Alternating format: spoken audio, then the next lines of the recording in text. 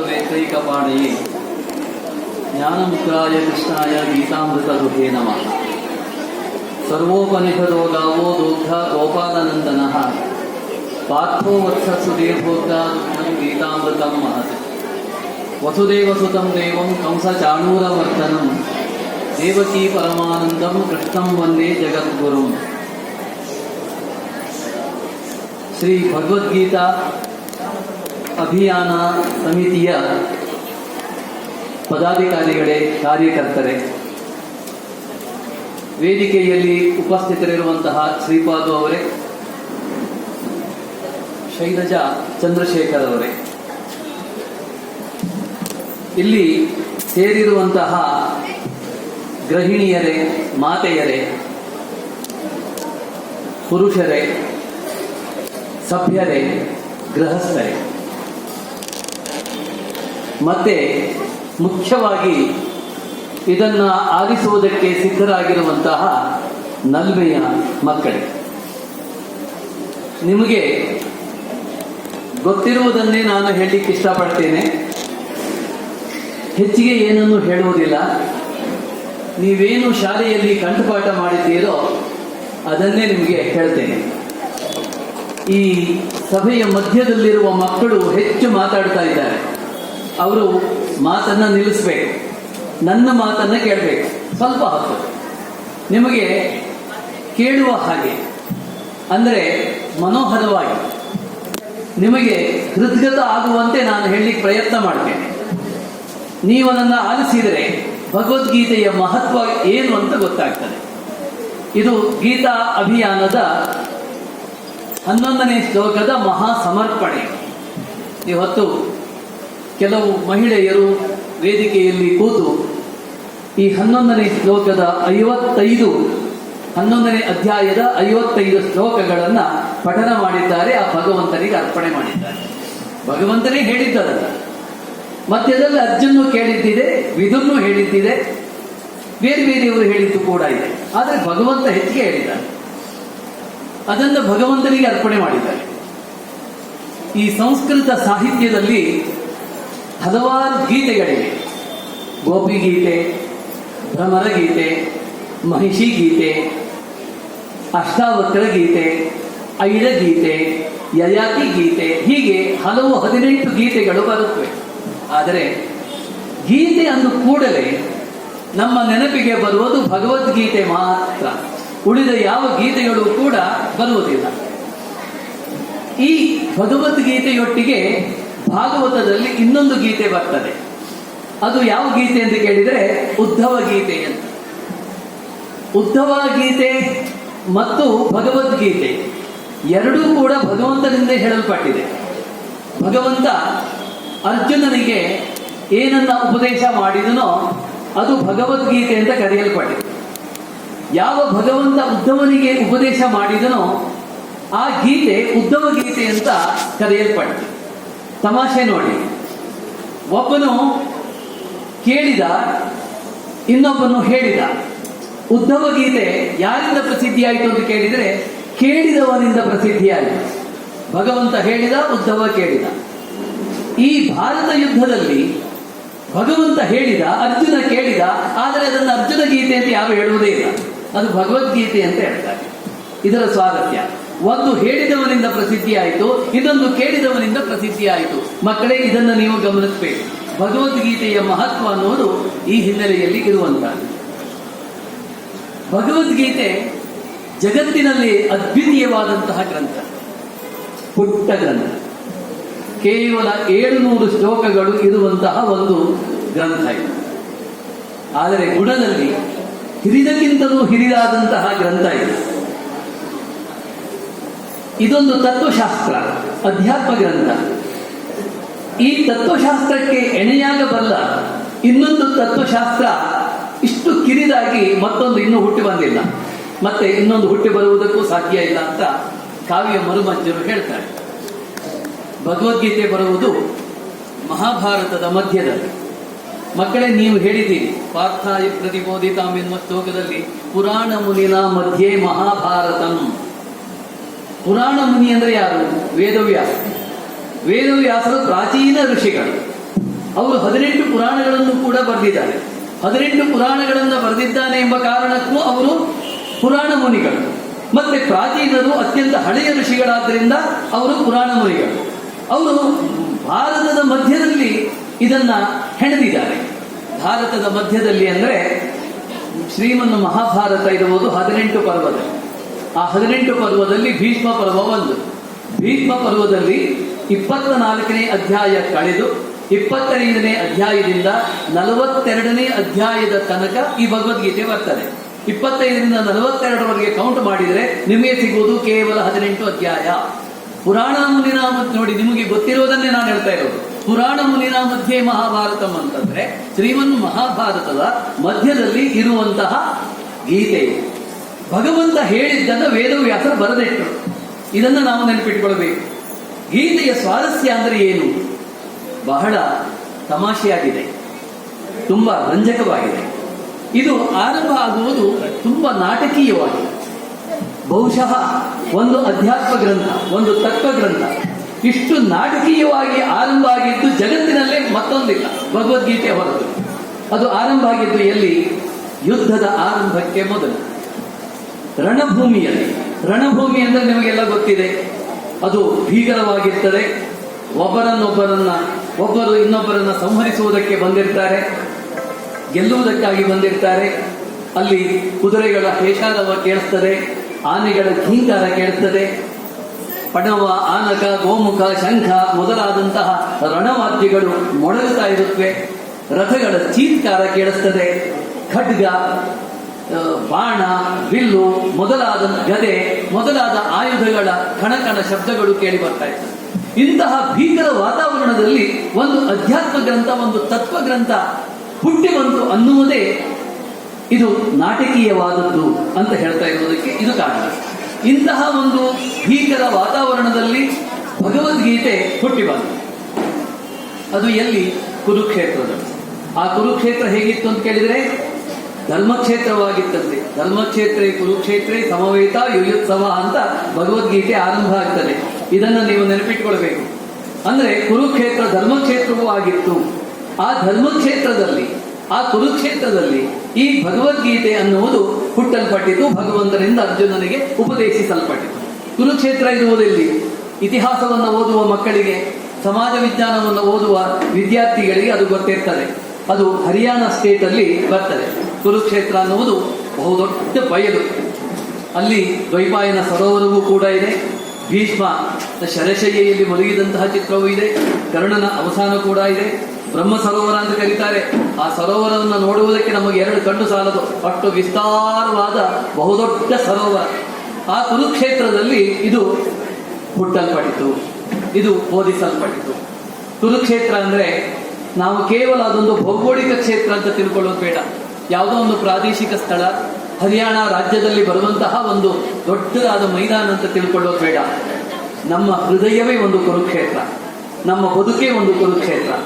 ಮಕ್ಕಳೇ, ಈ ಕುರುಕ್ಷೇತ್ರ ಅನ್ನೋದು ಇದೆಯಲ್ಲ, ಅದು ಭೌಗೋಳಿಕ ತಾಣವಾದರೆ, ಅರ್ಜುನ ಯುದ್ಧ ಮಾಡಿದ ಸ್ಥಳವಾದರೆ, ಈ ನಮ್ಮ ಹೃದಯವೆಂಬ ಕುರುಕ್ಷೇತ್ರ ಇದೆಯಲ್ಲ, ಈ ನಮ್ಮ ಹೃದಯವೆಂಬ ಕುರುಕ್ಷೇತ್ರದಲ್ಲಿ ಕೌರವ ಪಾಂಡವರ ತಾಕಲಾಟ ಪ್ರತಿ ದಿನವೂ ಕೂಡ ನಡೀತಾನೆ ಇರ್ತದೆ. ಇದನ್ನು ನಾವು ಅರ್ಥ ಮಾಡ್ಕೊಳ್ಬೇಕು. ನಮ್ಮೊಳಗೆ ಒಬ್ಬ ದುರ್ಯೋಧನ ಇದ್ದಾನೆ. ಒಬ್ಬ ದುರ್ಯೋಧನ ಇದ್ದವನು ಏನ್ ಮಾಡ್ತಾನೆ ಅಂತ ಕೇಳಿದ್ರೆ, ಬೇರೆಯವರ ಸಂಪತ್ತನ್ನ, ಬೇರೆಯವರ ಆಸ್ತಿಯನ್ನ ಲಪ್ಪಾಯಿಸೋಣ ಅಂತ ಹೇಳ್ತಾನೆ. ಹಾಗೆ ನಮ್ಮೊಳಗೆ ಒಬ್ಬ ದುಶ್ಯಾಸನ ಇದ್ದಾನೆ.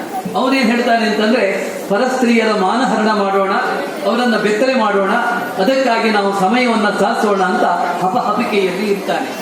ಇನ್ನೊಬ್ಬ ಕರ್ಣ ಇರ್ತಾನೆ.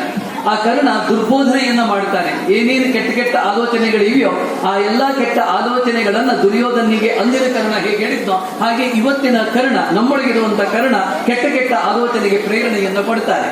ಇನ್ನೊಬ್ಬ ಶಕುನಿ ಇದ್ದಾನೆ. ಶಕುನಿ ಏನ್ ಮಾಡ್ತಾನೆ ಅಂತ ಕೇಳಿದ್ರೆ, ಶಕುನಿ ಅಂದ್ಕೂಡೆ ನಮ್ಗೆ ನೆನಪಿಗೆ ಬರುವುದು ಅವನೊಬ್ಬ ಮನೆ ಮುರುಕ, ಮನೆ ಹಾಳು ಮಾಡಲಿಕ್ಕೆ ಹುಟ್ಟಿದವನು ಅಂತ. ಬೇರೆಯವರ ಮನೆಯನ್ನ ಹೇಗೆ ಹಾಳು ಮಾಡಬೇಕು, ದ್ಯೂತದಲ್ಲಿ ಹೇಗೆ ಗೆಲ್ಲಬೇಕು, ಯಾರ ಮನೆಗೆ ಬೆಂಕಿ ಇಡಬೇಕು, ಯಾರಿಗೆ ವಿಷ ಹಾಕಬೇಕು, ಇಂಥದ್ದನ್ನೆಲ್ಲ ಹೇಳಿಕೊಡುವವನು ಶಕುನಿ. ಅಂತಹ ಶಕುನಿಯು ಕೂಡ ನಮ್ಮ ಹೃದಯದ ಒಳಗೆ ಇದ್ದಾನೆ. ಇನ್ನು ಈ ದುಷ್ಟನ ಮಧ್ಯದಲ್ಲಿ ಪಾಂಡವರು ಕೂಡ ಇದ್ದಾರೆ. ಧರ್ಮರಾಜ ಹೇಳ್ತಾನೆ ಪಾಂಡವರಿಗೆ ಅಣ್ಣ, ಅವನು ಸೇರಿ 4 ತಮ್ಮಂದರಿಗೆ ಆತ ಅಣ್ಣ. ಆತ ಹೆಸರಿಗೆ ತಕ್ಕಂತೆ ಧರ್ಮರಾಜ. ಇದೆಲ್ಲ ಮಾಡಬೇಡಿ, ಧರ್ಮದಂತೆ ನಡ್ಕೊಳ್ಳಿ ಅಂತ ಹೇಳ್ತಾನೆ. ಅವನ ತಮ್ಮಂದಿರಾದಂಥ ಭೀಮಾರ್ಜುನರು ಹೇಳ್ತಾರೆ, ನಾವು ಕೆಡುಕನ್ನ ವಿರೋಧಿಸಬೇಕು, ದುಷ್ಟರನ್ನ ಮರ್ದನ ಮಾಡಬೇಕು, ಅವರೊಡನೆ ಸಮರವನ್ನ ಸಾರಬೇಕು ಅಂತ ಭೀಮಾರ್ಜುನರು ಹೇಳ್ತಾರೆ. ನಕುಲ ಹೇಳ್ತಾನೆ, ನಾವು ಶೀಲ ಕೆಟ್ಟುಕೊಂಡು ಬಾಳಬಾರದು, ಚಾರಿತ್ರ್ಯ ಕೆಡಿಸ್ಕೊಂಡು ಕೆಟ್ಟ ಬಾಳನ್ನ ಬಾಳಬಾರದು, ಒಳ್ಳೆಯ ಬಾಳನ್ನ ಮಾಡಬೇಕು ಅಂತ ಹೇಳ್ತಾನೆ.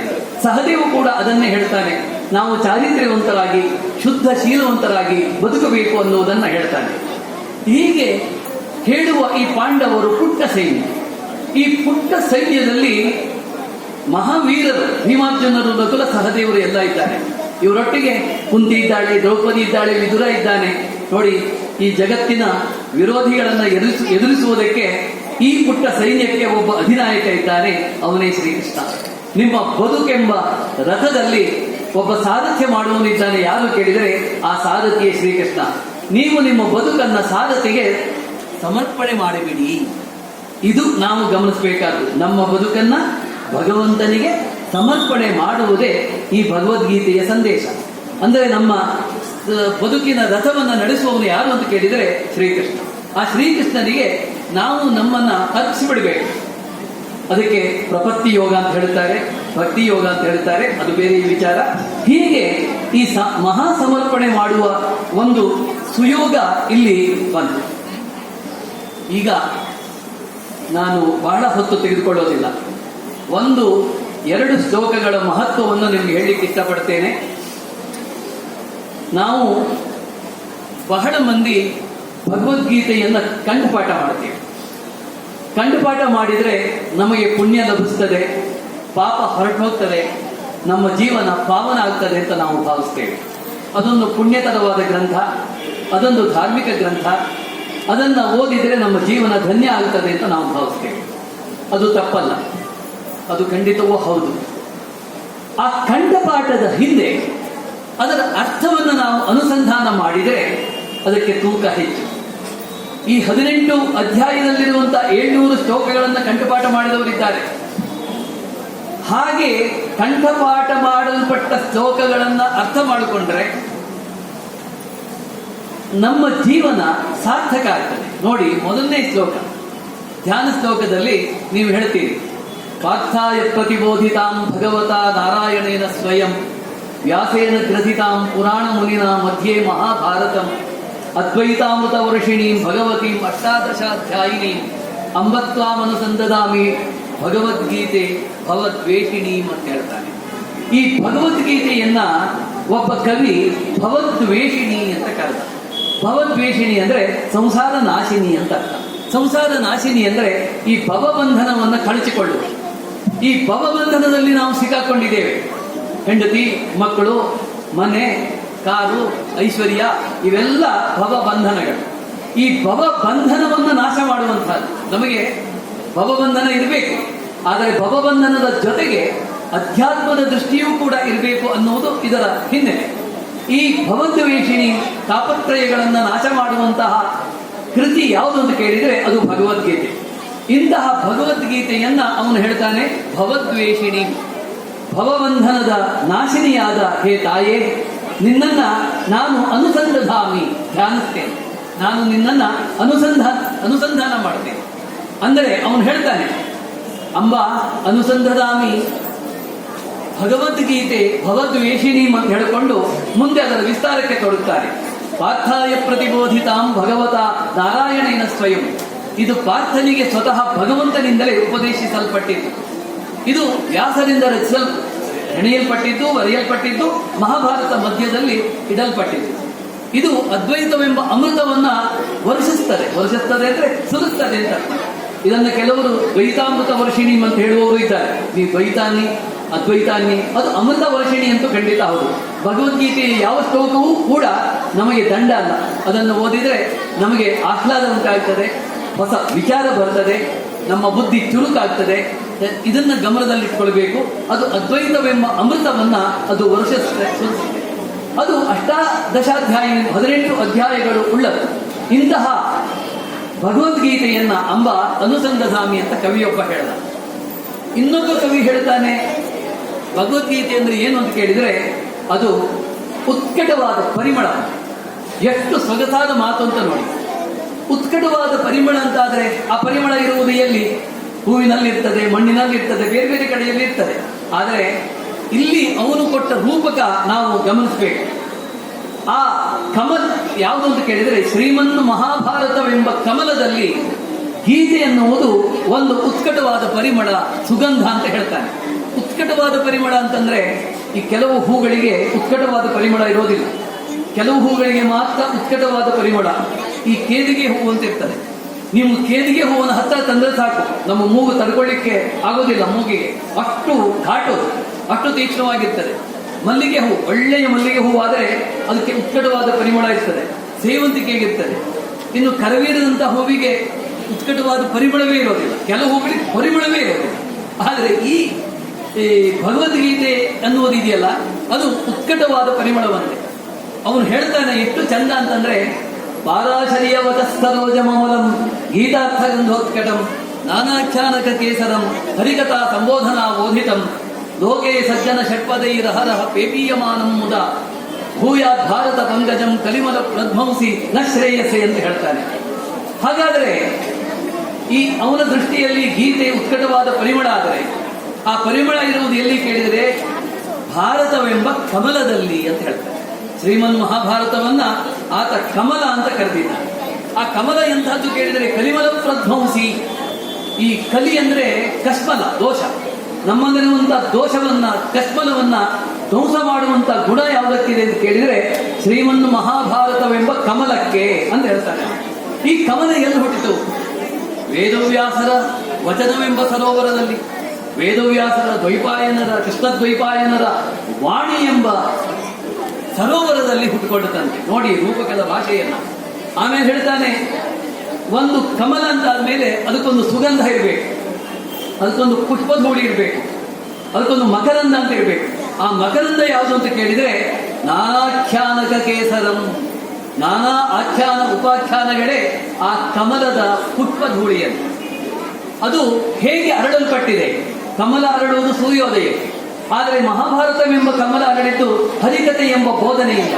ಯಾರು ಹರಿಕಥೆಯನ್ನು ಓದ್ತಾರೋ, ಯಾರು ಹರಿಕಥೆಯನ್ನು ಅನುಸಂಧಾನ ಮಾಡ್ತಾರೋ, ಆ ಅನುಸಂಧಾನ ಮಾಡುವಿಕೆಯೇ ಅದನ್ನು ಅರಳಿಸಿದ ಹಾಗೆ, ಅಂದ್ರೆ ಅದನ್ನ ಹೃದ್ಗತ ಮಾಡಿಕೊಂಡ ಹಾಗೆ, ಅದನ್ನ ನಮ್ಮ ಮನಸ್ಸಿಗೆ ತಂದುಕೊಂಡ ಹಾಗೆ. ಆಮೇಲೆ ಹೇಳ್ತಾನೆ, ಲೋಕೆ ಸಜ್ಜನ ಷಟ್ಪದೈರಹ. ಈ ಮಕರಂದವನ್ನು ಹೀರುವುದಕ್ಕೆ ಬರುವುದು ಯಾರು ಕೇಳಿದರೆ ಸಜ್ಜನ ಷಟ್ಪದೈಹಿ, ಸಜ್ಜನರೆಂಬ ಭ್ರಮರಗಳು. ಈಗ ನೀವೆಲ್ಲ ಬಂದಿದ್ದೀರಿ, ಸಜ್ಜನರು ನೀವು. ಸಜ್ಜನರು ಅಂತಂದ್ರೆ ಆರ್ಯರು, ಆರ್ಯರು ಅಂದ್ರೆ ಸುಸಂಸ್ಕೃತರು, ಸುಸಂಸ್ಕೃತರು ಅಂದ್ರೆ ಸಭ್ಯರು, ಸಭ್ಯರು ಅಂದ್ರೆ ಜೆಂಟಲ್ಮ್ಯಾನ್. ಜೆಂಟಲ್ಮ್ಯಾನ್ ಅಂತಂದ್ರೆ ಈ ನಮ್ಮಲ್ಲಿ ಲೇಡೀಸ್ ಅಂಡ್ ಜೆಂಟಲ್ಮ್ಯಾನ್ ಅಂತ ಹೇಳುವುದು ಇದೆಯಲ್ಲ, ಜೆಂಟಲ್ಮ್ಯಾನ್ ಅಂತಂದ್ರೆ ಸಭ್ಯರು, ಸುಶಿಕ್ಷಿತರು, ಆರ್ಯರು, ಸುಸಂಸ್ಕೃತರು ಎನ್ನುವ ಅರ್ಥ ಇದೆ. ಇಲ್ಲಿ ಬರುವವರು ಯಾರು ಕೇಳಿದರೆ ಸಜ್ಜನರು, ಸುಶಿಕ್ಷಿತರು, ಮನಸ್ಸನ್ನ ಒಳ್ಳೊಳ್ಳೆಯ ಗ್ರಂಥಗಳನ್ನ ಓದಿ ಪರಿಪಕ್ವವಾಗಿಸಿಕೊಂಡವರು ಇಲ್ಲಿಗೆ ಬಂದಿದ್ದಾರೆ. ಅಂಥವರು ಅದನ್ನು ಏನ್ ಮಾಡ್ತಾರೆ ಅಂತ ಕೇಳಿದರೆ ಪ್ರತಿದಿನವೂ ಕೂಡ ಆ ಭ್ರಮರಗಳೋಪಾದಿಯಲ್ಲಿ ಆ ಮಹಾಭಾರತದ ಕಮಲದಲ್ಲಿರುವ ಮಕರಂದವನ್ನು ಹೀರ್ತಾರಂತೆ. ಅವನು ಹೇಳ್ತಾನೆ ಇಲ್ಲಿ, ಸಜ್ಜನ ಷಟ್ಪದೈಹಿ ಅಹರಹ, ಹಗಲು ರಾತ್ರಿ ಎಂಬ ಭೇದವಿಲ್ಲ, ಅಹರಹ ಏಕೀಯಮಾನಂಬುದ, ಸಂತೋಷದಿಂದ ಆ ಮಕರಂದವನ್ನ ಹೀರ್ತಾರಂತೆ. ಅಂತಹ ಭಾರತವೆಂಬ ಕಮಲವು ನಮಗೆ ಶ್ರೇಯಸ್ಸನ್ನ ಉಂಟು ಮಾಡಲಿ ಅಂತ ಹೇಳ್ತಾರೆ. ಇವು ಎರಡು ಧ್ಯಾನ ಶ್ಲೋಕದ ಮಹತ್ವ. ಇನ್ನೊಂದು ಇದೆ, ಆ ಧ್ಯಾನ ಶ್ಲೋಕವನ್ನು ಹೇಳಿ ಅದರ ಮುನ್ನುಡಿಯಲ್ಲಿ ನಾನು 11ನೇ ಅಧ್ಯಾಯಕ್ಕೆ ಬರ್ತೇನೆ. 11ನೇ ಅಧ್ಯಾಯಕ್ಕೆ ಬಂದು ದೊಡ್ಡ ವಿಸ್ತಾರವಾಗಿ ಹೇಳ್ತೇನೆ ಅಂತ ತಿಳ್ಕೊಳ್ಬೇಡಿ. ಅದು ಎಷ್ಟು ಮಾರ್ಮಿಕವಾಗಿದೆ ಅಂತಂದ್ರೆ ನೀವು ಕೇಳಿದರೆ ನಿಮ್ಮ ಎದೆ ಒಡಿತದೆ. ಕೇಳ್ಕೊಳ್ಳಿ ಮಕ್ಕಳೇ. ಭೀಷ್ಮದ್ರೋಣ ತಟ ಜಯದ್ರಥ ಜಲ ಗಾಂಧಾರ ನೀಲೋಪಲ ಶಲ್ಯಗ್ರಾಹವತಿ ಕೃಪೇಣ ವಹನಿ ಕರ್ಣೇನ ವೇಲಾಕುಲ ಅಶ್ವತ್ಥಾಮ ವಿಕಣ್ಣ ಘೋರ ಮಕರ ದುರ್ಯೋಧನಾವರ್ತಿನಿ ಸೋತ್ತೀರ್ಣಾಗಲು ಪಾಂಡವೈ ರಣನದಿ ಕೈವರ್ತಕೆ ಕೇಶವೇ ಅಥವಾ ಕೈವರ್ತಕ ಕೇಶವ. ಇದು ಅದ್ಭುತವಾದ ರೂಪಕ. ಈ ರೂಪಕದ ಮುನ್ನುಡಿಯಲ್ಲಿ ನಾವು ಭಗವದ್ಗೀತೆಯ 11ನೆಯ ವಿಶ್ವರೂಪಯೋಗವನ್ನ ಅನುಸಂಧಾನ ಮಾಡಬೇಕು. ನೋಡಿ, ಅವನು ಹೇಳ್ತಾನೆ, ಈ ಕುರುಕ್ಷೇತ್ರದಲ್ಲಿ ಸೈನ್ಯ ಸೇರ್ಕೊಂಡಲ್ಲ ಯುದ್ಧ ಮಾಡುವುದಕ್ಕೆ. ಆ ಸೈನ್ಯವನ್ನ ಕವಿ ಅದೊಂದು ದೊಡ್ಡ ರಣನದಿ ಅಂತ ಹೇಳ್ತಾರೆ. ರಣನದಿ. ಯುದ್ಧಕ್ಕೆ ಸಿದ್ಧರಾಗಿ ಬಂದಿದ್ದಾರೆ. ಅಲ್ಲಿರುವ ಸೈನಿಕರು, ಅಲ್ಲಿರುವ ಆಯುಧಗಳು ಎಲ್ಲವೂ ಕೂಡ ರಣನದಿಗೆ ಸಂಬಂಧಪಡ್ತದೆ. ಒಂದು ನದಿ ಅಂತ ಆದ್ಮೇಲೆ ಅದಕ್ಕೆ ಎರಡು ದಡಗಳಿರ್ಬೇಕಲ್ಲ. ಯಾರು ಆ ಎರಡು ದಡಗಳು ಅಂತಂದ್ರೆ ಭೀಷ್ಮದ್ರೋಣರೆಂಬ ತಟ. ಭೀಷ್ಮದ್ರೋಣ ತಟ ನೋಡಿ, ಬಹಳ ಸೊಗಸಾಗಿ ವ್ಯಾಖ್ಯಾನ ಮಾಡ್ತಾರೆ ಇದಕ್ಕೆ. ಭೀಷ್ಮದ್ರೋಣರೆಂಬ ತಟಗಳಿಂದ ಆ ನದಿ ಕೂಡಿದೆ. ಭೀಷ್ಮದ್ರೋಣರು ಒಂದು ವಿಧದಲ್ಲಿ ತಟಸ್ಥರಾಗ್ಬಿಟ್ರು. ಧರ್ಮದ ಕಡೆಗೆ, ನ್ಯಾಯದ ಕಡೆಗೆ ಹೋಗಲೇ ಇಲ್ಲ ಅವರು. ಅದು ಬೇರೆ ವಿಚಾರ. ತಗೊಂಡ್ರೆ 1 ಗಂಟೆ ಬೇಕಾಗ್ತದೆ. ಭೀಷ್ಮದ್ರೋಣ ತಟ ಜಯದ್ರಥ ಜಲ. ಈ ಭಯಂಕರವಾದ ವಿಭತ್ಸವಾದ ರಣನದಿಗೆ ಭೀಷ್ಮದ್ರೋಣರೇ ತಟಗಳು. ಆ ಸೈಂಧವ ಮೈದಾನದ ಜಯದ್ರಥ ಅನ್ನುವ ಅವನೇ ಆ ರಣನದಿಯ ನೀರನ್ನು. ಶಲ್ಯಗ್ರಾಹವತಿ. ಶಲ್ಯ ಅನ್ನುವವನು ದೊಡ್ಡ ಮಕರ ಇದ್ದ ಹಾಗೆ. ಕೃಪೇಣ ವಹನಿ. ಕೃಪ ಆ ನದಿಯ ಪ್ರವಾಹವಂತೆ. ಕರ್ಣೇನ ವೇಲಾಕುಲ. ಕರ್ಣ ಇದ್ದಾನಲ್ಲ, ದುಷ್ಟ ಕರ್ಣ, ಅವನು ಕ್ಷೋಭೆಗೊಂಡ ಅಲೆ. ಆ ರಣನದಿಯಲ್ಲಿ ಆ ಕ್ಷೋಭೆಗೊಂಡ್ಬಿಟ್ಟಿದೆ ಅಲೆ. ಅದಕ್ಕೆ ಏನು ಮಾಡಬೇಕು ಅಂತಲೇ ಗೊತ್ತಾಗೋದಿಲ್ಲ. ಅದು ಅಸ್ತವ್ಯಸ್ತವಾಗಿದೆ. ಯಾಕೆಂದ್ರೆ ಧರ್ಮದ ವಿರುದ್ಧ ಆ ಅಲೆ ಹೋರಾಡ್ತಾ ಇದೆ. ಆ ಕರ್ಣ ಧರ್ಮದ ವಿರುದ್ಧ ನಿಂತ ಒಂದು ಅಲೆ ಕ್ಷೋಭೆಗೊಂಡ್ಬಿಟ್ಟಿದ್ದಾನೆ. ಅಲ್ಲೋಲ ಕಲ್ಲೋಲವಾದ ಮನಸ್ಥಿತಿಯಲ್ಲಿ ಯುದ್ಧಕ್ಕೆ ಬಂದಿದ್ದಾನೆ. ಅವನು ಕ್ಷೋಭೆಗೊಂಡ ಅಲೆ. ಆಮೇಲೆ ಅಶ್ವತ್ಥಾಮ ವಿಕರ್ಣ ಘೋರ ಮಕರ. ಭಯಂಕರವಾದ ಮೊಸಳೆ ಯಾರು ಅಂತ ಕೇಳಿದರೆ ನೋಡಿ ಆ ರಣನದಿಯನ್ನ ಹೇಗೆ ಕಲ್ಪಿಸ್ತಾನೆ ಅಂತ. ಅಶ್ವತ್ಥಾಮ ವಿಕರ್ಣರು ಮಹನೀಯರು. ಅಶ್ವತ್ಥಾಮ ಅಂದ್ರೆ ಮಹಾಪುಂಡ, ಮಹಾಶ್ವಪಚ, ಮಹಾಕೊಳಕ. ಅವರಿಗೆ ಉಂಡಾಡಿ ಬಸವ ಅಂತ ಹೇಳ್ತಾರಲ್ಲ, ಆ ರೀತಿಯಲ್ಲಿ ನಡ್ಕೊಂಡವರು. ಅವರಿಬ್ಬರು ಯಾರು ಕೇಳಿದರೆ ಭಯಂಕರವಾದ ಮೊಸಳೆಗಳನ್ನು. ದುರ್ಯೋಧನಾವರ್ತಿನಿ. ಒಂದು ನದಿ ಅಂದಮೇಲೆ ಅಲ್ಲಿ ಸುಳಿಗಳಿರುತ್ತವೆ. ಆ ಸುಳಿ ಯಾವುದು ಅಂತ ಕೇಳಿದರೆ ದುರ್ಯೋಧನ. ದುರ್ಯೋಧನನೆಂಬ ಸುಳಿ ಅಲ್ಲಿದೆ. ಸೋತ್ತೀರ್ಣಾಕುಲು ಪಾಂಡವೈ ರಣನದಿ. ಇಂತಹ ಭಯಂಕರವಾದ ವಿಭತ್ಸವಾದ ರಣನದಿ ಶ್ರೀಕೃಷ್ಣನಿಂದ ದಾಟಿಸಲ್ಪಟ್ಟಿತು. ಯಾರನ್ನ? ಪಾಂಡವರಿಂದ. ರಣನದಿ ಸೋತ್ತೀರ್ಣಾಕುಲು ಪಾಂಡವೈ. ಪಾಂಡವರಿಂದ ದಾಟಲ್ಪಟ್ಟಿತು. ಏನ್ ದಾಟಲ್ಪಟ್ಟಿತು? ಈ ಭಯಂಕರವಾದ ನದಿ ಪಾಂಡವರಿಂದ ದಾಟಲ್ಪಟ್ಟಿತು. ಕೈವರ್ತಕನಾದ ಕೇಶವನು ಇರಲು. ಅರ್ಥ ಮಾಡ್ಕೊಳ್ಳಿ. ಭಗವಂತನಾದ ಶ್ರೀಕೃಷ್ಣ ಪಾಂಡವರನ್ನ ದಾಟಿಸಿದ ಅಂತ ಬರ್ತದೆ. ಇಲ್ಲಿ ಕೈವರ್ತಕ ಕೇಶವೇ ಅಂತ ಒಂದು ಮಾತಿದೆ. ಕೈವರ್ತಕ ಅಂದ್ರೆ ನೀರಿನಲ್ಲಿ ಕೆಲಸ ಮಾಡುವವನು. ನೀರಿನಲ್ಲಿ ಕೆಲಸ ಮಾಡುವವರನ್ನ ಕೈವರ್ತಕ ಅಂತ ಕರೀತಾರೆ. ಆ ನೀರಿನಲ್ಲಿ ಕೆಲಸ ಮಾಡುವವನು ಬೆಸ್ತನೂ ಆಗ್ಬಹುದು, ಅಂಬಿಗನು ಕೂಡ ಆಗ್ಬಹುದು. ಬೆಸ್ತ ಏನು ಮಾಡ್ತಾನೆ, ಅಂಬಿಗ ಏನು ಮಾಡ್ತಾನೆ ಅಂತ ಯೋಚನೆ ಮಾಡಿ. ಅಂಬಿಗ ದೋಣಿಯನ್ನ ಇಟ್ಟುಕೊಂಡು ಆ ದೋಣಿಯ ಮೂಲಕ ಆ ದಡದಲ್ಲಿರುವಂತಹ ಜನರನ್ನ ದಾಟಿಸ್ತಾನೆ. ಬೆಸ್ತ ಏನು ಮಾಡ್ತಾನೆ, ಅಲ್ಲಿರುವಂತಹ ಮೀನುಗಳನ್ನ ಹಿಡಿದು ಮನೆಗೆ ತಂದು ಅದನ್ನ ಭಕ್ಷ್ಯಭೋಜ್ಯವಾಗಿ ಮಾಡಿಕೊಂಡು ತಿಂತಾನೆ. ಇಲ್ಲದೇ ಇದ್ರೆ ಅದನ್ನು ಮಾರಾಟ ಮಾಡಿ ದುಡ್ಡು ಮಾಡಿಕೊಡ್ತಾನೆ. ಅಂದ್ರೆ ಕೈವರ್ತಕನಾದ ಕೇಶವ ಆ ರಣನದಿಯಲ್ಲಿ ಇರಲು ಪಾಂಡವರು ದಾಟಿದರು. ಪಾಂಡವರಿಂದ ಆ ಭಯಂಕರವಾದ ನದಿ ದಾಟಿಸಲ್ಪಟ್ಟಿತು. ಆ ಕೈವರ್ತಕ ಯಾರು ಅಂತ ಕೇಳಿದ್ರೆ ಅವನೇ ಭಗವಂತನಾದ ಶ್ರೀಮನ್ನಾರಾಯಣ. ಇದನ್ನು ನಾವು ಅರ್ಥ ಮಾಡ್ಕೊಳ್ಬೇಕು ಮಕ್ಕಳೇ. ಇಲ್ಲಿ ನಾವು ಬಹಳ ಸೂಕ್ಷ್ಮವಾಗಿ ಗಮನಿಸಬೇಕು. ಕೈವರ್ತಕನಾದ ಕೇಶವನಿರಲು ಪಾಂಡವರು ಆ ಭಯಂಕರವಾದ ನದಿಯನ್ನ ದಾಟಿದರು. ಹಾಗಾದ್ರೆ ಮಿಕ್ಕವರ ಪಾಲಿಗೆ ಕೃಷ್ಣ ಹೇಗೆ ಕಂಡ? ಕೆಲವರ ಪಾಲಿಗೆ ಒಂದು ರೀತಿಯಲ್ಲಿ ಕಂಡ, ಕೆಲವರ ಪಾಲಿಗೆ ಅಂಬಿಗನಾಗಿ ಕಂಡ. ದೋಣಿಯಿಂದ ದಾಟಿಸಲ್ಪಡುವ ಅಂಬಿಗನಾಗಿ ಕಂಡ. ಕೆಲವರಿಗೆ ಬೆಸ್ತನಾಗಿ ಕಂಡ. ಕೃಷ್ಣ ಅಂಬಿಗನೂ ಹೌದು, ಬೆಸ್ತನೂ ಹೌದು. ಇಲ್ಲಿ ಭಗವದ್ಗೀತೆಯ 11ನೇ ಅಧ್ಯಾಯದ 32ನೇ ಶ್ಲೋಕವನ್ನು ನೀವು ಗಮನಿಸಬೇಕೀಗ.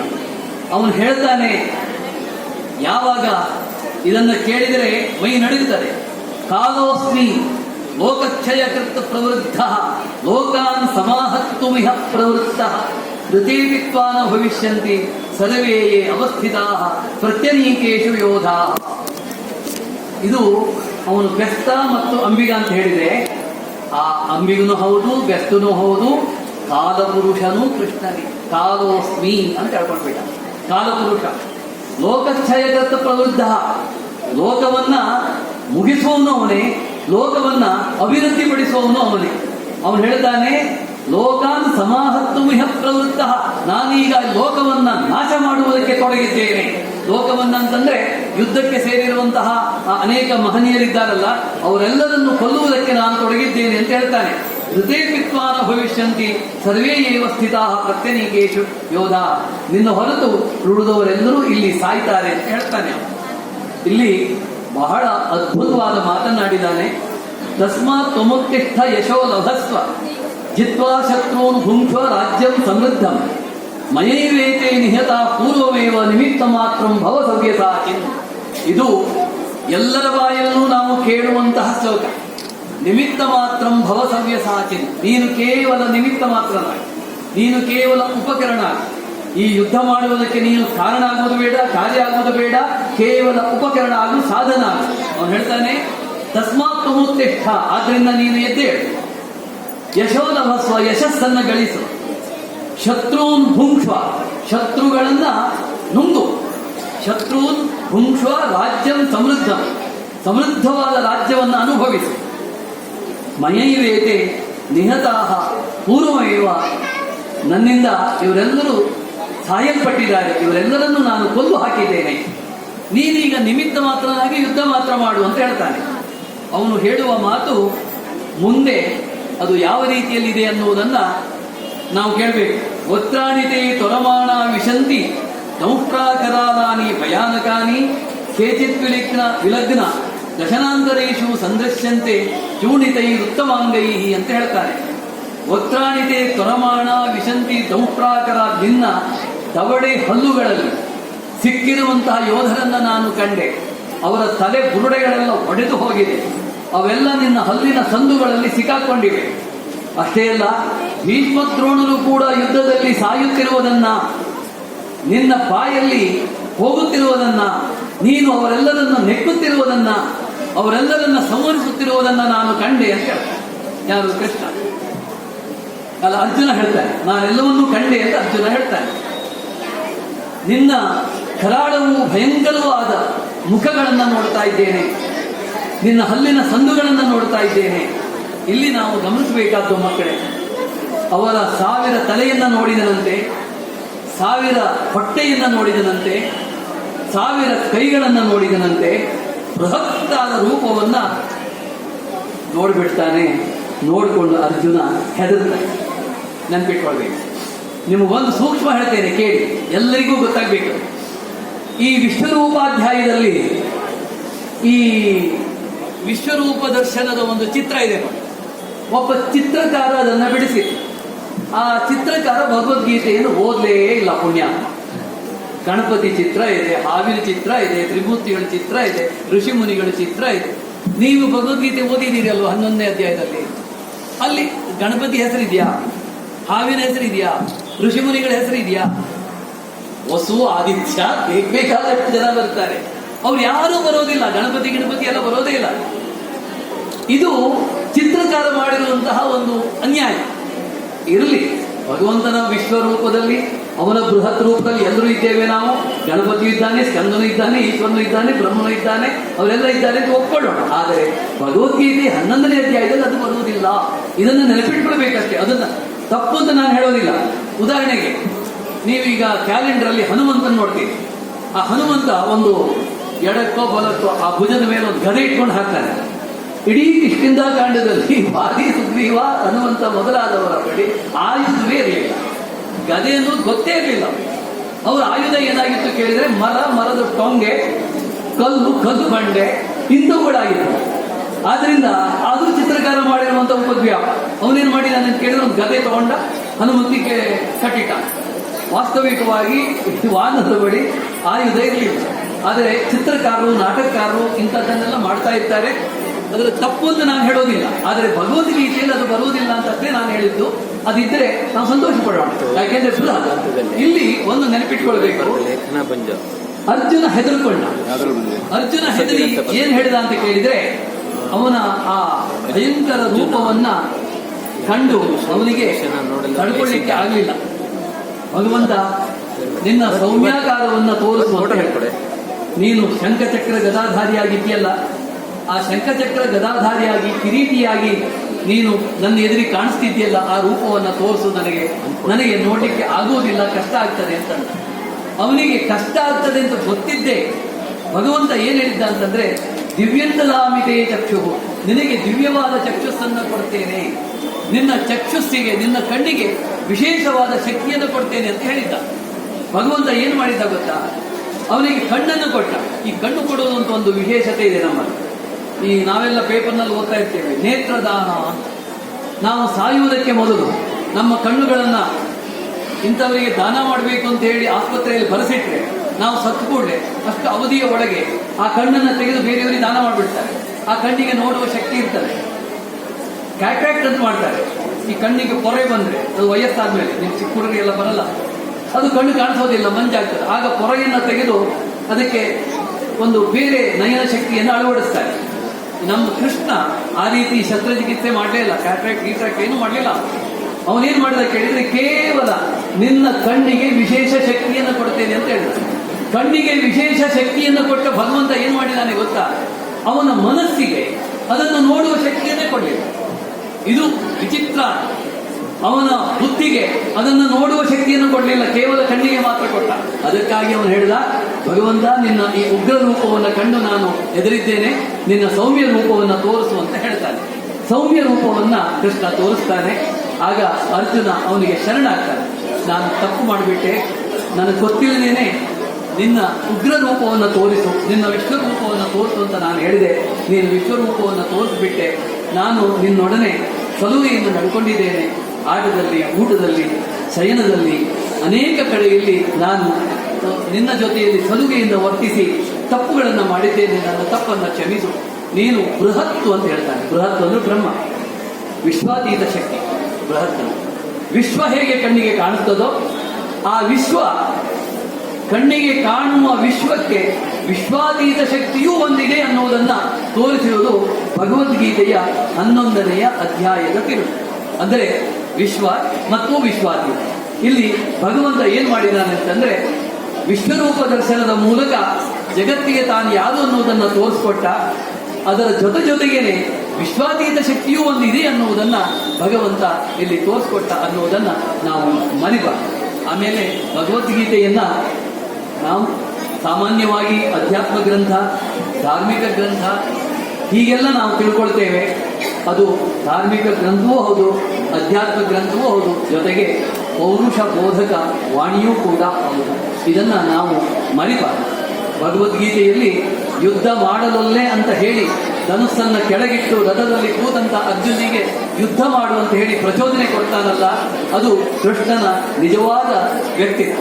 ಕೃಷ್ಣನ ವ್ಯಕ್ತಿತ್ವ ಇವತ್ತು ಧರ್ಮದೃಷ್ಟಿ, ರಾಷ್ಟ್ರ ಪ್ರಜ್ಞೆ, ರಾಷ್ಟ್ರ ಪ್ರೇಮ, ಜಗತ್ ಕಲ್ಯಾಣ ಇವತ್ತು ನಾವು ಕೃಷ್ಣನಲ್ಲಿ ನಾವು ಕಾಣ್ತೇವೆ.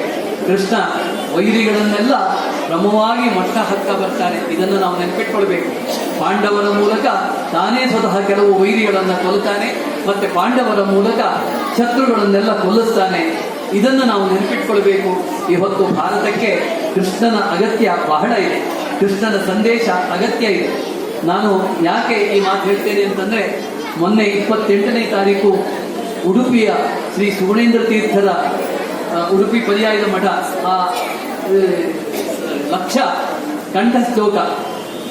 ಶ್ಲೋಕಗಳನ್ನು ಕಂಠಪಾಠ ಮಾಡುವಂತಹದ್ದು. ಅದರಲ್ಲಿ ನಮ್ಮ ದೇಶದ ಪ್ರಧಾನಮಂತ್ರಿ ನರೇಂದ್ರ ಮೋದಿಯವರು ಭಾಗವಹಿಸಿದರು. ಇದನ್ನು ನೆನಪಿಟ್ಕೊಳ್ಬೇಕು.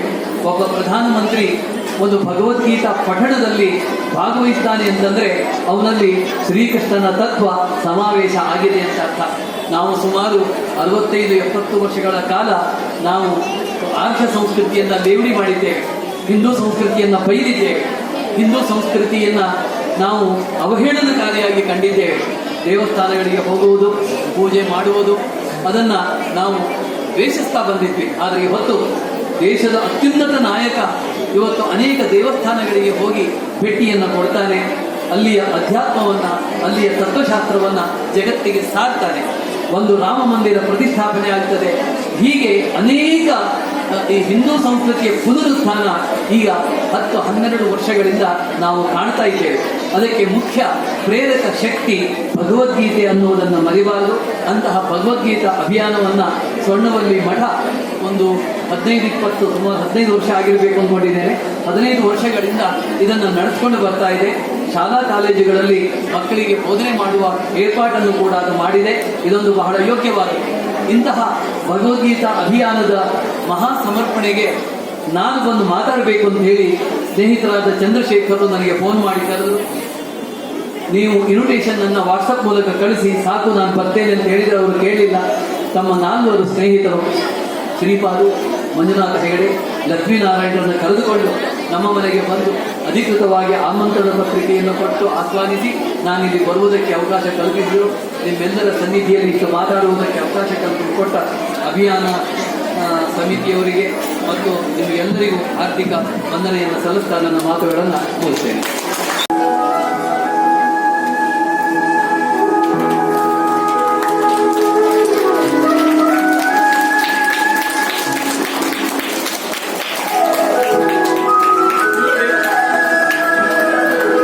ಚಂದ್ರಶೇಖರ್ ಗೌರವ ಸಮರ್ಪಣೆ ಇಲ್ಲಿ ನಡೆಸ್ತಾ ಇದ್ದೀವಿ. ನಾವು ಯಾಕೆ ಗೀತಾ ಜಯಂತಿ ಆಚರಣೆ ಮಾಡಬೇಕು, ಭಗವದ್ಗೀತೆ ಯಾಕೆ ತಿಳ್ಕೋಬೇಕು ಅನ್ನೋದನ್ನ ಒಂದೆರಡು ಮಾತಲ್ಲಿ ಹೇಳೋಕೆ ಇಷ್ಟಪಡ್ತೀನಿ. ಜಗತ್ತಿನಲ್ಲಿ ನಮಗೆಲ್ಲ ಸಮಾಜದಲ್ಲಿ ನೆಮ್ಮದಿ ಶಾಂತಿ ಎಲ್ಲ ಸಿಗಬೇಕು, ಬಹುಶಃ ಅದು ಭಗವದ್ಗೀತೆ ಆಚರಣೆಯಿಂದ ಮಾತ್ರ ಸಿಗುತ್ತೆ ಅಂತ ನಾನಾದರೂ ಭಾವಿಸಿದ್ದೀನಿ. ನಿಮ್ಗೆಲ್ಲ ಗೊತ್ತಿರಬೇಕು ಮಕ್ಕಳ, ಭಗವದ್ಗೀತೆ ಯಾವ ಸಂದರ್ಭದಲ್ಲಿ ಉಪದೇಶಿಸಲ್ಪಟ್ಟು ಅಂತಂದ್ಬಿಟ್ಟು ಹೇಳ್ತೀರಾ? ಯಾವಾಗಾಯ್ತು ಭಗವದ್ಗೀತೆ, ಯಾವಾಗ ಉಪದೇಶ ಕೊಟ್ಟಿದ್ದು ಅಂತಂದ್ಬಿಟ್ಟು ಗೊತ್ತಿದ್ಯಾ? ಕುರುಕ್ಷೇತ್ರ, ಕರೆಕ್ಟ್, ಯಾರೋ ಹೇಳ್ತಾ ಇದ್ರಿ. ಕುರುಕ್ಷೇತ್ರ ಯುದ್ಧದ ಪ್ರಾರಂಭದಲ್ಲಿ ಪಾಂಡವರಿಗೆ ಮತ್ತೆ ಕೌರವರಿಗೆ ಕದನ ಆಗುತ್ತೆ. ವ್ಯಾಸ ಮಹರ್ಷಿಗಳು ತಮ್ಮ ಮಹಾಭಾರತದಲ್ಲಿ ಇದನ್ನ ಅತ್ಯುತ್ತಮವಾಗಿ ದಾಖಲಿಸಿದ್ದಾರೆ. ಯುದ್ಧ ಪ್ರಾರಂಭ ಆಗೋ ಹೊತ್ತಿನಲ್ಲಿ, ಅದು ಭೀಷ್ಮ ಪರ್ವದಲ್ಲಿ ಬರುತ್ತೆ, ಅರ್ಜುನ ತನ್ನ ಸಾರಥಿ ಮತ್ತೆ ತನ್ನ ಮಾರ್ಗದರ್ಶನಾದ ಕೃಷ್ಣನ ಕೇಳ್ಕೊತಾನೆ, ಎದುರು ಪಾರ್ಟಿನಲ್ಲಿರೋ ವೀರರ ಪರಿಚಯ ನಂಗೆ ಸ್ವಲ್ಪ ಮಾಡ್ಕೊಡೋ, ಅವನ್ನೆಲ್ಲ ಒಮ್ಮೆ ನೋಡೋಕೆ ಅವಕಾಶ ಮಾಡಿಕೊಡು ಅಂತಂದ್ಬಿಟ್ಟು ಆ ಯುದ್ಧದ ಸಂದರ್ಭದಲ್ಲಿ 2 ತಂಡಗಳ ಮಧ್ಯೆ ಕೃಷ್ಣ ರಥನ ಮುನ್ನಡೆಸಿದಾಗ ಎಲ್ಲ ವೀರರ ಪರಿಚಯ ಮಾಡಿಕೊಟ್ಟಾಗ ಅರ್ಜುನ ನೋಡ್ತಾನೆ, ಎದುರು ಪಾರ್ಟಿನಲ್ಲಿ, ಕೌರವರ ಪಾರ್ಟಿನಲ್ಲಿ ಎಲ್ಲ ತನ್ನ ಗುರು ಹಿರಿಯರು, ಬಂಧುಗಳು, ಸ್ನೇಹಿತರು ಇವರೇ ಇರ್ತಾರೆ. ಇವ್ರ ಜೊತೆ ನಾನು ಯುದ್ಧ ಮಾಡ್ಬೇಕಾ, ನಾನು ಯುದ್ಧ ಮಾಡಿ ನಾನೇನ್ ಪಡ್ಕೋಬೇಕು ಅಂತ ಅನ್ನೋ ಒಂದು ಖಿನ್ನತೆಗೆ ಒಂದು ಜಾರಿಬಿಡ್ತಾನೆ, ಡಿಪ್ರೆಷನ್ಗೆ. ನಿಮ್ಗೆಲ್ಲ ಗೊತ್ತಿರುತ್ತೆ ಡಿಪ್ರೆಷನ್ ಅಂತಾರೆ ಏನು ಅಂತಂದ್ಬಿಟ್ಟು. ಬಹುಶಃ ನಿಮ್ ಶಾಲೆನಲ್ಲಿ ನಿಮ್ಗೇನಾದ್ರು ಟೀಚರ್ಸ್ ಯಾವ್ದಾದ್ರು ಬೈಕ್ ಬಿಟ್ಟಾಗ ನೀವು ಸ್ವಲ್ಪ ಮಟ್ಟಿಗೆ ಡಿಪ್ರೆಷನ್ಗೆ ಹೋಗ್ತೀರಿ. ಇಲ್ಲ ನಿಮ್ಮ ಆತ್ಮೀಯ ಸ್ನೇಹಿತರು ನಿಮ್ ಜೊತೆ ಮಾತು ಬಿಟ್ಟಾಗ ನೀವು ಆ ಡಿಪ್ರೆಷನ್ ಅನ್ನ ನೀವು ಗಮನಿಸಿರ್ತೀರಿ, ಏನಾಗುತ್ತೆ ಅಂತಂದ್ಬಿಟ್ಟು. ಇಲ್ಲ ಇವತ್ತು ಬಹಳಷ್ಟು ಮಕ್ಕಳಿಗೆ ಮನೇಲಿ ಮೊಬೈಲ್ ಕೊಡ್ಲಿಲ್ಲ, ಅಪ್ಪ ಅಮ್ಮ ಬೈದ್ರು ಅಂತ ಅನ್ನೋ ಕಾರಣಕ್ಕೆ ಡಿಪ್ರೆಷನ್ಗೆ ಹೋಗುವಂತದ್ದೆಲ್ಲ ಉಂಟು. ಸೊ ಮನುಷ್ಯನಿಗೆ ಡಿಪ್ರೆಷನ್ ಅನ್ನೋದು ಹಾಗಾಗಿ ಬರ್ತಾ ಇರುತ್ತೆ. ಬಟ್ ಸಕಾರಣವಾಗಿ ಡಿಪ್ರೆಷನ್ ಆದ್ರೆ ಅದು ಒಳ್ಳೇದು. ಸಣ್ಣ ಪುಟ್ಟದಕ್ಕೆಲ್ಲ ಡಿಪ್ರೆಷನ್ಗೆ ಹೋಗೋದು ಸರಿಯಲ್ಲ.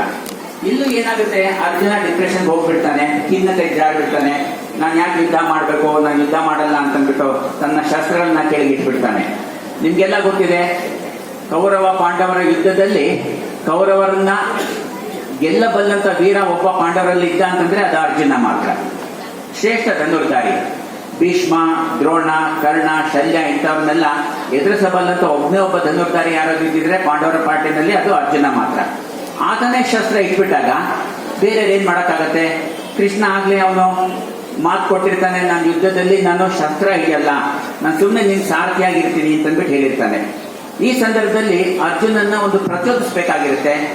ಆ ಕೆಲಸನ ಕೃಷ್ಣ ಮಾಡ್ತಾನೆ. ಎಷ್ಟೋ ಸಲ ನಾವು ಕಷ್ಟದಲ್ಲಿ ಸಿಕ್ಕಾಕೊಂಡಾಗ ನಮ್ಮ ಗುರು ಹಿರಿಯರು ಅಥವಾ ನಮ್ಮ ಆತ್ಮೀಯ ಸ್ನೇಹಿತರು ನಮ್ಗೆಲ್ಲ ಒಂದ್ ಸ್ವಲ್ಪ ಸಾಂತ್ವನ ಹೇಳ್ತಾರೆ, ಮಾರ್ಗದರ್ಶನ ಮಾಡ್ತಾರೆ. ಆ ಕೆಲಸನ ಕೃಷ್ಣ ಅರ್ಜುನನಿಗೆ ಭಗವದ್ಗೀತೆ ಉಪದೇಶ ಮಾಡೋ ರೂಪದಲ್ಲಿ ನಮ್ಗೆಲ್ಲ ಕೊಟ್ಟಿದ್ದಾರೆ. ಇದು ಭೀಷ್ಮ ಪರ್ವದಲ್ಲಿ ದಾಖಲಿಸಿದರೆ ವ್ಯಾಸ ಮಹರ್ಷಿಗಳು ಉತ್ತಮವಾಗಿ ಇದನ್ನ ಬರೆದಿದ್ದಾರೆ. ಇದೆಲ್ಲ ಕೇಳಿಸ್ಕೊಂಡ್ಮೇಲೆ ಅರ್ಜುನ ತನ್ನ ಕರ್ತವ್ಯ ವಿಮುಖತೆಯಿಂದ ಮತ್ತೆ ವಾಪಸ್ಸು ಆಯ್ತು, ಸಾರಿ ನಾನು ಯುದ್ಧ ಮಾಡ್ತೀನಿ, ಯುದ್ಧ ಮಾಡಿ ಜಯಿಸ್ತೀನಿ ಅನ್ನೋ ತನ್ನ ಕರ್ತವ್ಯಕ್ಕೆ ಹಿಂದಿರುಗಿಸ್ತಾನೆ. ಅದು ಒಂದು ಜಿಸ್ಟ್ ಆಫ್ ಭಗವದ್ಗೀತಾ. ಇದಿಷ್ಟೇ ಅಲ್ಲ, ನಾವು ತುಂಬಾ ತಿಳ್ಕೊಳ್ಳೋದಿದೆ. ಈ ಭಗವದ್ಗೀತೆ ಅನ್ನೋದು ನಮ್ಮ ವೇದಗಳ ಸಾರ. ನಮ್ಮ ಏನು 4 ವೇದಗಳು ಅಖಂಡವಾಗಿದೆ, ಅದನ್ನೆಲ್ಲ ಕೃಷ್ಣ ಅರಿದು ಕುಡಿದಿದ್ದ ಅಂತ ಅನ್ನೋದು ಇದ್ರಲ್ಲಿ ನಮ್ಗೆ ಗೊತ್ತಾಗತ್ತೆ. ಅದರ ಒಂದು ಜಿಸ್ಟ್ ಅನ್ನ ಅರ್ಜುನನ್ಗೆ ಬಡಿಸ್ತಾನೆ. ಆ ಒಂದು ಸಣ್ಣ ಒಂದು ಮಾಹಿತಿಯಿಂದಾಗಿ ಅರ್ಜುನ ತನ್ನ ಡಿಪ್ರೆಷನ್ ಓವರ್ಕಮ್ ಮಾಡ್ಕೊಳ್ಳೋಕೆ ಸಾಧ್ಯವಾಗೋದಾದ್ರೆ ನಾವು ನಮ್ಮ ಜೀವನದಲ್ಲಿ ಅನೇಕ ಕಷ್ಟಗಳನ್ನ ಅನುಭವಿಸ್ತೀವಿ, ಅವುಗಳಿಂದ ನಾವು ಹೊರಗೆ ಬರ್ಬೋದು ಅಂತ ಅಂದ್ಬಿಟ್ಟು ನಾನು ಅದ್ರ ಭಾವಿಸ್ತೀನಿ. ಹಾಗೇನೆ ಒಂದು ವಿಷಯ ನಾನು ಹೇಳಕ್ ಇಷ್ಟಪಡ್ತೀನಿ. ಜಗತ್ತಿನಲ್ಲಿ ಸಾಕಷ್ಟು ಮತಗಳಿವೆ, ರಿಲಿಜನ್ ಇದೆ, ನೀವೆಲ್ಲ ಕೇಳಿರ್ತೀರಿ. ಕ್ರಿಶ್ಚಿಯಾನಿಟಿ, ಇಸ್ಲಾಂ, ಹಾಗೆ ಬುದ್ಧಿಸಂ, ಜೈನಿಸಂ, ಶಿಂಟೋ, ಇನ್ನೂ ಅನೇಕ ಮತಗಳಿವೆ. ಆ ಮತಗಳಿಗೆ ಪ್ರವಾದಿಗಳು ಒಬ್ಬ ಇರ್ತಾರೆ. ಪ್ರವಾದಿಗಳು ಅಂದ್ರೆ ಜನರು ಏನು ದಾರಿ ಬಿಟ್ಟು ಬೇರೆ ಕಡೆ ಹೋಗ್ತಾ ಇದ್ದಾರೆ ಅಂತ ಅನ್ನೋದು ಅವ್ರನ್ನೆಲ್ಲ ಸರಿ ದಾರಿಗೆ ತರುವಂತ ಒಂದು ಪ್ರಯತ್ನನ ಎಲ್ಲ ಮತಗಳಲ್ಲಿಯೂ ಮಾಡ್ತಾ ಇದ್ದಾರೆ. ಆದ್ರೆ ಒಂದು ವ್ಯತ್ಯಾಸ ಏನು ಅಂತಂದ್ರೆ, ನಮ್ಮ ಹಿಂದೂ ಧರ್ಮಕ್ಕೂ ಇತರ ಮತಗಳಿಗೂ ವ್ಯತ್ಯಾಸ ಏನು ಅಂತಂದ್ರೆ, ಅಲ್ಲಿ ಪ್ರವಾದಿಗಳು ಏನ್ ಹೇಳಿದ್ದಾರೆ, ನಾನು ಹೇಳಿರೋದೇ ಅಲ್ಟಿಮೇಟ್ ಸತ್ಯ, ನಾನು ಹೇಳಿದ್ದನ್ನೆಲ್ಲ ನೀವು ಫಾಲೋ ಮಾಡಬೇಕು ಅಂತ ಬಿಟ್ಟು ಹೇಳಿರೋದು. ಆದ್ರೆ ಇಲ್ಲಿ ಭಗವದ್ಗೀತೆಯಲ್ಲಿ ಕೃಷ್ಣ ಇಷ್ಟು ಚೆನ್ನಾಗಿ ವ್ಯಾಖ್ಯಾನ ಕೊಟ್ಟು ಇಷ್ಟು ಚೆನ್ನಾಗಿ ಉಪದೇಶ ಮಾಡಿದ ಮೇಲೂ ಅರ್ಜುನನ್ಗೆ ಹೇಳೋದೇನು, ಅರ್ಜುನ ನಾನು ಇಷ್ಟೆಲ್ಲ ಹೇಳಿದ್ದೀನಿ, ನೀನ್ ಇದನ್ನ ಅನಲೈಸ್ ಮಾಡು, ಅರ್ಥ ಮಾಡ್ಕೋ, ಸರಿ ಅಂತಂದ್ರೆ ಮಾತ್ರ ಇದನ್ನ ಆಚರಣೆ ತಗೊಂಡ್ ಬಾ ಅಂತ ಹೇಳಿದ್ದಾನೆ. ಇದು ಹಿಂದೂ ಧರ್ಮದ ಶ್ರೇಷ್ಠತೆ. ನಮ್ದೇ ಪರಮ ಸತ್ಯ ಅಂತಂದ್ಬಿಟ್ಟು ಕೃಷ್ಣ ಎಲ್ಲೋ ಹೇಳಿಲ್ಲ. ನೀವು ಕಾಲಕ್ಕೆ ಇದೆಲ್ಲ ಬದಲಾವಣೆ ಆಗ್ತಾ ಇರುತ್ತೆ, ಕಾಲಕ್ಕೆ ನೀನು ತಿದ್ಕೋಬೇಕಾಗತ್ತೆ ಅಂತಂದ್ಬಿಟ್ಟು ಒಂದು ಮಾರ್ಗ ತೋರಿಸಿದ್ದಾನೆ ಕೃಷ್ಣ. ಇಲ್ಲಿ ಪರಮ ಸತ್ಯ ಅಂತ ಅನ್ನೋದ್ರ ಬಗ್ಗೆ ನಾವು ಒಂದು ಸಣ್ಣ ಒಂದು ಉದಾಹರಣೆ ಕೊಡೋಕೆ ಇಷ್ಟಪಡ್ತೀನಿ. ನಿಮ್ಗೆಲ್ಲ ಗೊತ್ತಿದೆ, ಒಂದು 600-700 ವರ್ಷಗಳ ಹಿಂದೆ ಪಾಶ್ಚಿಮಾತ್ಯ ಜಗತ್ತು ಒಂದು ಸತ್ಯ ಅಂತ ಏನ್ ತಿಳ್ಕೊಂಡಿತ್ತು, ಭೂಮಿ ಸುತ್ತ ಸೂರ್ಯ ಸುತ್ತಾನೆ ಅಂತ. ಅವತ್ತಿನ ಕಾಲಕ್ಕೆ ಸೂರ್ಯನ ಸುತ್ತ ಭೂಮಿ ಸುತ್ತಾನೆ ಅಂತಂದ್ರೆ ನಮ್ಮ ಭಾರತ ಬಿಟ್ರೆ ಬೇರೆ ಯಾವ ಪ್ರದೇಶದ ಜನರು ಒಪ್ಕೋತಾ ಇರಲಿಲ್ಲ. ಅದೇ ಅವತ್ತಿನ ಕಾಲಕ್ಕೆ ಪರಮ ಸತ್ಯ ಅಂತ ಆಗಿತ್ತು. ಕೋಪರ್ನಿಕಸ್, ಗೆಲಿಲಿಯೋ ಅಂತವರ ಮಹಾನ್ ಸಾಧನೆಯಿಂದ ಜನ ಬದಲಾದ್ರು. ಅವಾಗ ಅವ್ರಿಗೆ ಗೊತ್ತಾಯ್ತು, ಓಹೋ, ಭೂಮಿ ಸೂರ್ಯನ ಸುತ್ತಾ ಇರೋದು, ಸೂರ್ಯ ಇದು ಸುತ್ತಾ ಇಲ್ಲ ಅಂತಂದ್ಬಿಟ್ಟು. ಅವತ್ತಿನ ಕಾಲಕ್ಕೆ ಅವರು ಅದು ಸತ್ಯ ಅಂತ ಅಂದ್ಕೊಂಡ್ರು. ಆನಂತರ ವಿಜ್ಞಾನ ಮುಂದುವರಿತಾ ಇದ್ದಂಗೆ ಜನಕ್ಕೆ ಅರ್ಥ ಆಯ್ತು, ಭೂಮಿನೂ ಒಂದೇ ಕಡೆ ಸ್ಥಿರವಾಗಿಲ್ಲ, ಸೂರ್ಯನೂ ಸ್ಥಿರವಾಗಿಲ್ಲ, ಸೂರ್ಯನೂ ಸಹ ಭೂಮಿ ಸಮೇತ ಇತರ ಆಕಾಶಗಳ ಜೊತೆ ಎಲ್ಲವೂ ಸುತ್ತಾ ಇದ್ದಾನೆ ಅಂತ ಅಂದ್ಬಿಟ್ಟು. ಆನಂತರ ಕೆಲವರು ವರ್ಷಗಳ ನಂತರ, ಬಹುಶಃ ಈಗ ಒಂದು 20-30 ವರ್ಷಗಳ ಹಿಂದೆ ಯೂನಿವರ್ಸ್ ಇಸ್ ಎಕ್ಸ್ಪ್ಯಾಂಡಿಂಗ್ ಅಂತ ಒಂದು ಥಿಯರಿ ಬಂತು.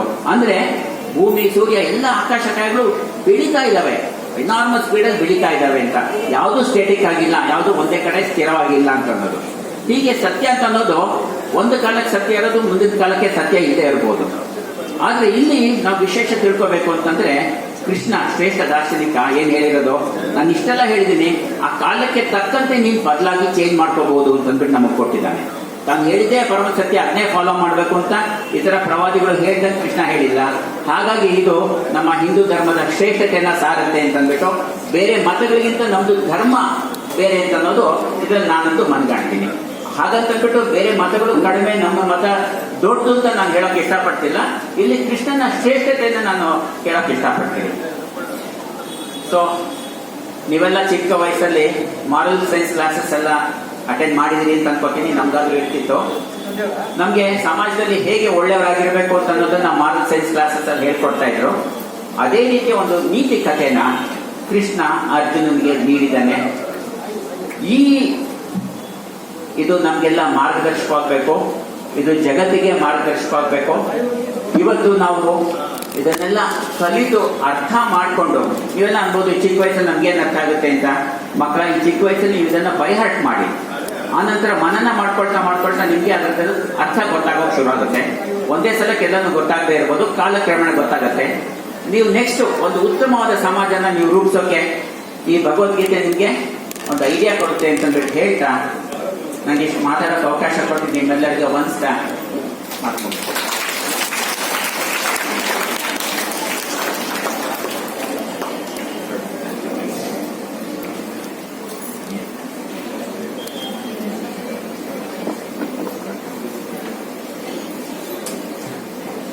ಇಂದಿನ ಕಾರ್ಯಕ್ರಮವನ್ನು ಉದ್ಘಾಟಿಸಿ ಮಕ್ಕಳಿಗೆ